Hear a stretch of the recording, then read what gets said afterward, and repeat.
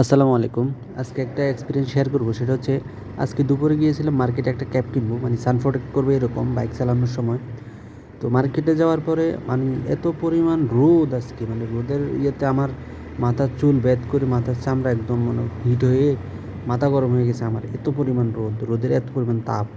তো আমি এই জন্যই গিয়েছিলাম যে একটা ক্যাপ কিনবো যেটা আমাকে মানে সান প্রোটেক্ট করবে, মাথার সুরক্ষা হবে, চুলের সুরক্ষা হবে এরকম। তো মার্কেটে গিয়ে দেখি মহিলাদের এত পরিমাণ সিরিয়াল, এত পরিমাণ মানে ক্রাউড মহিলাদের। তো আমি ভাবতেছিলাম যে মহিলাদের এত পরিমাণ ধৈর্য মার্কেটে আসার জন্য। একটা পুরুষ যদি ১,০০০ বা ৫,০০০ টাকা দিয়ে যে একটা জামা কিনে দেয়, তারপরে ওদের মন ভরে না, ওনাদের মন ভরে না, এটা ভালো হয় না, এই সমস্যা ওই সমস্যা। আর খুদ ধরার জন্য সবচাইতে বেস্ট হচ্ছে মহিলা মানুষ।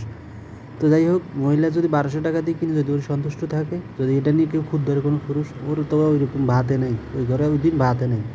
আর ওই সেম জিনিসটা যদি একটা পুরুষ এর থেকে ভালো কোয়ালিটি এনে দেয় ৫,০০০ বা ৬,০০০ টাকা দিয়ে, বলবে এটা কী আনছে, এনে সেনে যাক এটা গেল।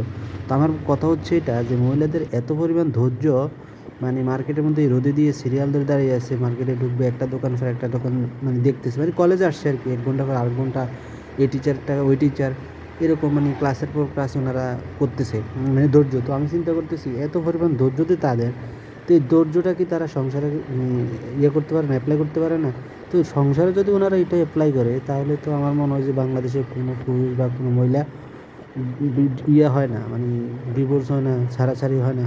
বাংলাদেশের মানে যতগুলো মানে প্রত্যেক দিন যে পরিমাণ ডিভোর্সের কথা মানে ইয়েতে আসে, মানে নিউজে পেপার পত্রিকার মধ্যে, এইগুলা দেখলে মনে হয় যে ধৈর্য কম, মানে খুবই কম আছে বাংলাদেশের মহিলাদের বা পুরুষের ধৈর্য তো এখন পুরুষের বেলে নেয়। এগুলা মনে করেন যে ছায়ার মতো বা পিকচার বা মানে ওই যে কী বলে না, মানে আছে আর কি, এভাবে আছে, কিন্তু তাদের কোনো ভ্যালুই নেই। পুরুষ নামই পুরুষ, কিন্তু কোনো কামই নাই। সব কিছুই মহিলারা করতেছে, মধ্যখানে পুরুষ একটা কোনো সমস্যা হয়েছে এটা পুরুষের দোষ, ভালো হয়েছে এটা মহিলার মানে অ্যাচিভমেন্ট মহিলার। এগুলো অবস্থা আর কি আমাদের বর্তমানে।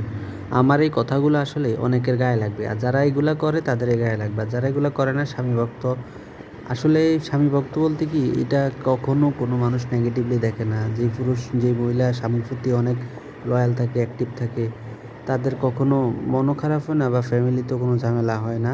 সবসময় খুব সন্তুষ্ট আর মানে সুক্রিয়াতে থাকতে পারে।